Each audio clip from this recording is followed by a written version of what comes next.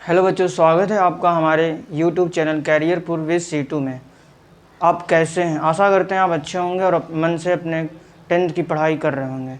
जैसा कि हमने पिछले क्लास में इंट्रोडक्शन क्लास मैथ्स का ले लिया था, तो आज हम उसी क्रम में सेकंड लेक्चर मतलब पहला चैप्टर पढ़ाने जा रहे हैं, जिसका नाम है रैखिक समीकरण युग्म। तो रैखिक समीकरण युग्म पढ़ने से पहले हम ये देखेंगे कि ये चैप्टर का मतलब क्या है, कि चैप्टर किस लिए इसका नाम पड़ा। दो चर वाले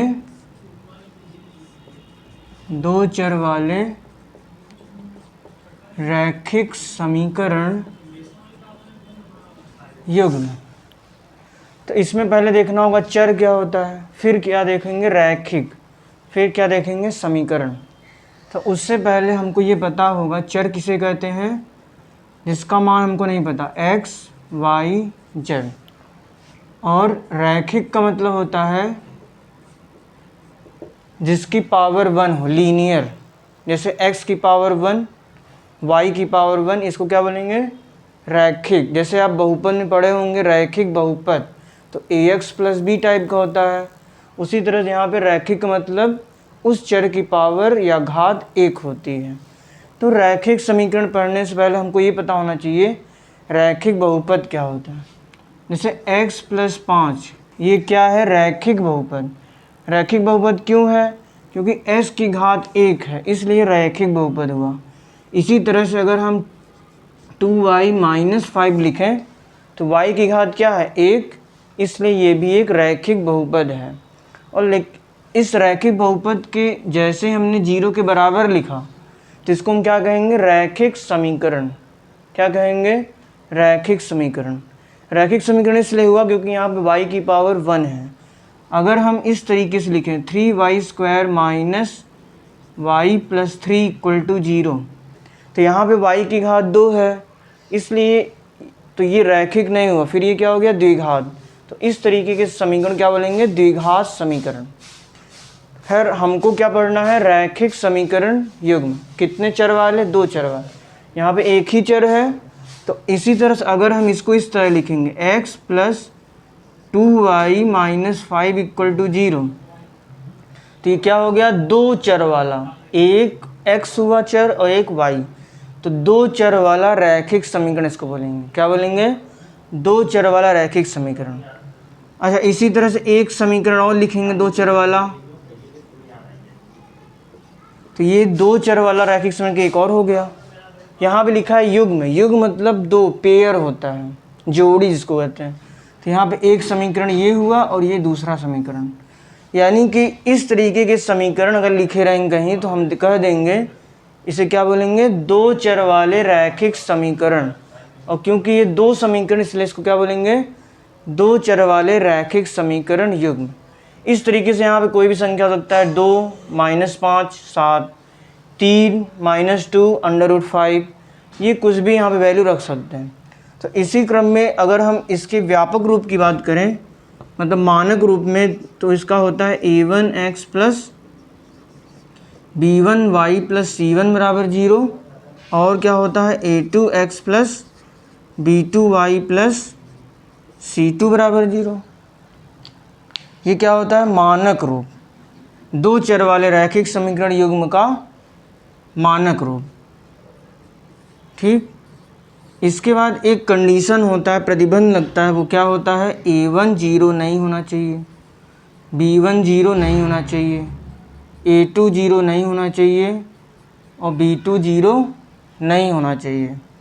ऐसा इसलिए क्योंकि अगर a1 0 हो गया, तो यहाँ पे रखें a1 0, तो क्या हो जाएगा, 0 into x plus b1 into y plus c1 equal to 0, अर्थात ये 0 हो गया, b1y plus c1 equal to 0।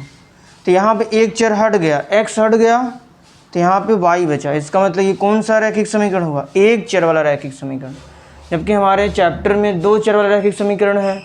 इसी तरह से अगर हम b1 0 कर दें, तो b1 0 के यहाँ पर रखेंगे, क्या आएगा, a1 into x plus b1 into 0 plus c2 equal to 0, अर्थात ये 0 हो गया, तो a1x प्लस c2 बराबर 0। अर्थात यहाँ पे y गायब हो गया, तो यहाँ पे एक ही चर वाला रैखिक समीकरण हुआ। अतः हम यह कह सकते हैं कि दो चर वाले रैखिक समीकरण युग्म होने के लिए a1 0 नहीं होना चाहिए, b1 0 नहीं होना चाहिए, और इसी तरह से a2 0 नहीं होना चाहिए और b2 0 नहीं होना चाहिए।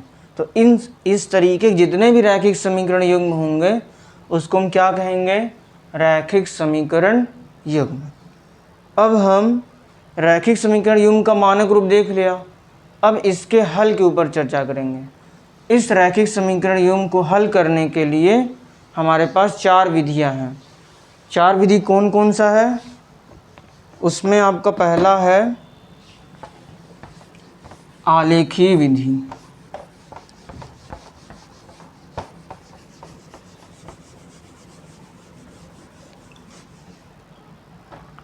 दो चर रैखिक समीकरण युग्म के हल करने की विधि। इसमें 4 विधि है। पहला है आलेखीय विधि, या फिर इसी को बोलते हैं ग्राफ बना के ग्राफीय विधि, या फिर इसी को बोलते हैं ज्यामितीय विधि। क्या बोलते हैं? ज्यामितीय विधि। इसमें हमको ग्राफ बना के दो चर रैखिक समीकरण युग्म को हल करना है, उसको हम लास्ट बताएंगे, ठीक है। और दूसरा आपका है प्रतिस्थापन विधि। प्रतिस्थापन विधि, प्रतिस्थापन का मतलब होता है एक जगह से एक चर का मान निकाला पहले समीकरण से और दूसरे में उसका मान रख दिया, तो जो दो चर रैखिक समीकरण हुआ वो एक रैखिक समीकरण में आ गया। तो इस तरीके को हम इसको हल करेंगे, तो इसको क्या बोलेंगे? प्रतिस्थापन विधि। तीसरा जो होता है विलोपन विधि। विलोपन का मतलब होता है विलुप्त करना। विलुप्त का मतलब होता है गायब करना। किसी एक चर का हम मान गायब कर देंगे तो दूसरा समीकरण हम सॉल्व कर लेंगे, ठीक है। और इसी तरह से चौथा जो होता है वो होता है वज्र गुणन विधि, ठीक है। तो हम पहले इन तीनों विधियों पे 2-2, 3-3 सवाल करेंगे, फिर इसके बाद फिर वापस से विधि नंबर 1 पे आएंगे, फिर एनसीईआरटी के सारे एक्सरसाइज के क्वेश्चंस आपको कराएंगे, ठीक है। तो आते हैं प्रतिस्थापन विधि को समझाने के लिए एक सवाल करते हैं।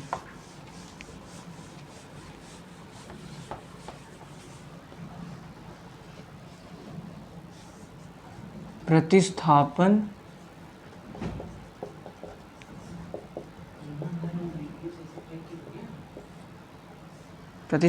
विधि।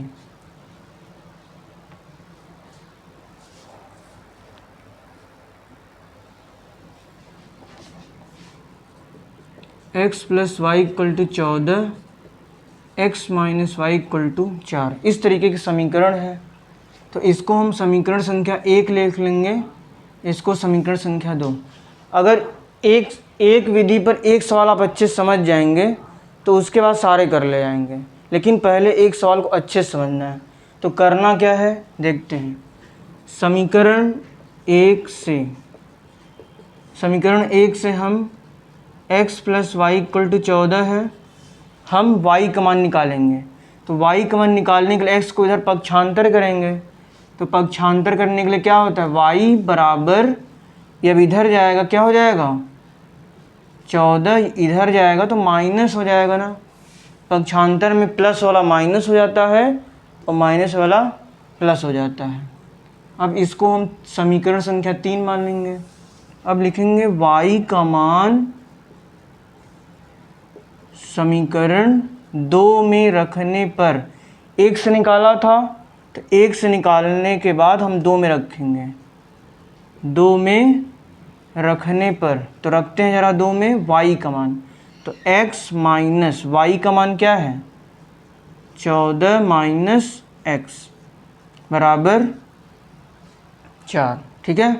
अर्थात ये माइनस का दोनों मल्टीप्लाई इसमें भी होगा इसमें होगा, तो अर्थात x माइनस 14 और माइनस माइनस 2 बार है तो माइनस माइनस प्लस हो जाएगा बराबर 4। अर्थात x प्लस एक्स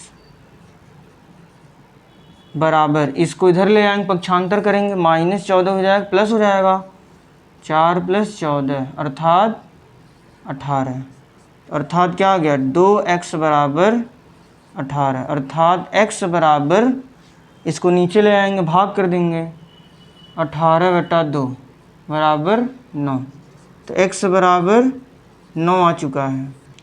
यह मान हम समीकरण 3 में रखेंगे, तो लिखेंगे x का मान समीकरण 3 में रखने पर y बराबर 14 - 9 अर्थात 5, y बराबर क्या आ गया 5 आ गया। तो जो हमारा हल है x बराबर 9 और y बराबर 5, ये पहला हल आ गया। ठीक है, अब हम दूसरे सवाल पे चर्चा करते हैं। आशा करते हैं आपको समझ में आया होगा, जिसको न समझ में आएगा, नहीं समझ में आया होगा, वो कमेंट बॉक्स में कमेंट करके बताएगा। ठीक है, एक क्वेश्चन और करते हैं इसी विधि पर। अगला सवाल देखते हैं, 0.2x + 0.3y = 1.3 equation 1, 0.4x + 0.5y = 2.3 equation 2। यहाँ पे पॉइंट पहले हम हटाएंगे, तो सभी अगर पूरे समीकरण में 10 से गुणा कर दें, तो जब गुणा करते हैं 10 आगे खिसकता है। किसी भी संख्या में अगर 3.5 का 10 का गुणा करेंगे तो ये 10 राइट साइड शिफ्ट होता है, मतलब दाएं साइड, और अगर 55/10 लिखेंगे, अगर भाग करेंगे तो ये इधर होता है, मतलब बाएं साइड। ठीक है, ये चीज़ सभी को समझ में आया होगा। तो अगर हम इसमें पूरे समीकरण में 1 में 10 से गुणा कर दें तो क्या हो जाएगा 2x + 3y बराबर 13, और ये क्या हो जाएगा 4x + 5y बराबर 23। ये समीकरण 1, ये समीकरण 2, वही समीकरण है। अब हम क्या करेंगे, किसी एक समीकरण से किसी एक चर का मान निकाल लेंगे। तो हम समीकरण 1 से y का मान निकाल रहे हैं, लिखेंगे समीकरण 1 से 2x + 3y = 13, हम y का मान निकालना चाहते हैं, तो इसको इधर पक्षांतर करेंगे, तो क्या हो जाएगा 3y = 13 - 2x, अर्थात y = ये 3 भाग में चला जाएगा, 13 - 2x/3, इसको समीकरण संख्या 3 मान लेंगे। ठीक है, y का मान समीकरण 1 से निकाला था, y का मान 2 में रखेंगे, y का मान समीकरण 2 में रखने पर क्या होगा 4x + 5 × y, 13 - 2x/3 बराबर 23। अब इसका एलसीएम लेंगे, 1 और 3 का एलसीएम 3, 1 3 बार भाग जाएगा 3 का, फिर उसमें ऊपर गुणा कर देंगे, 3 × 4x + 5 × 13 - 2x बराबर 23, अर्थात 3 चौक 12x। अब इसका गुणा इसमें करेंगे, तो 5 × 13 - 5 × 2x/3 बराबर 23/1। अब क्या होगा 12x और यहाँ पे लिखेंगे -10x, 12x और -10x, 5 × 10x और प्लस 65/3 बराबर 23/1, अर्थात 12 में से 10 गया 2x प्लस 65/3 = 23/1। अब इसका क्या करेंगे तिर्यक गुणा, तो इसको तिर्यक गुणा करते हैं,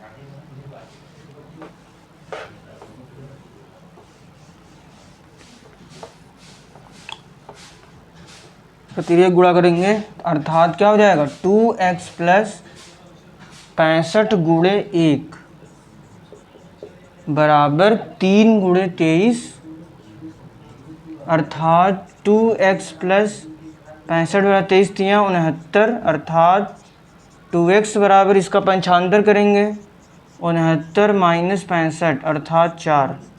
तो 2 गुणे x बराबर 4, x बराबर 4/2 अर्थात 2। तो x क्या आ गया 2। अब x बराबर 2 का मान समीकरण 3 में रखने पर रखते हैं जरा।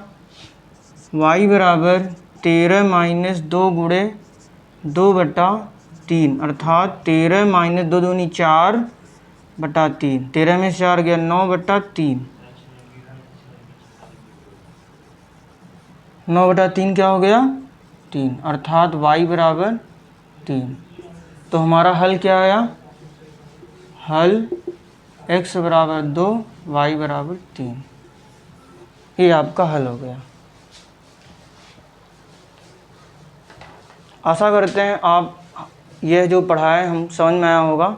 जो आपको नहीं समझ में आया होगा वो आप कमेंट बॉक्स में कमेंट करके हमको बताएंगे। और यदि आप इस चैनल पे नए हो तो चैनल को सब्सक्राइब, लाइक और शेयर कर देंगे, जिससे कि आपको आगे आने वाले वीडियोस का नोटिफिकेशन मिल सके। धन्यवाद। जय हिंद, जय भारत।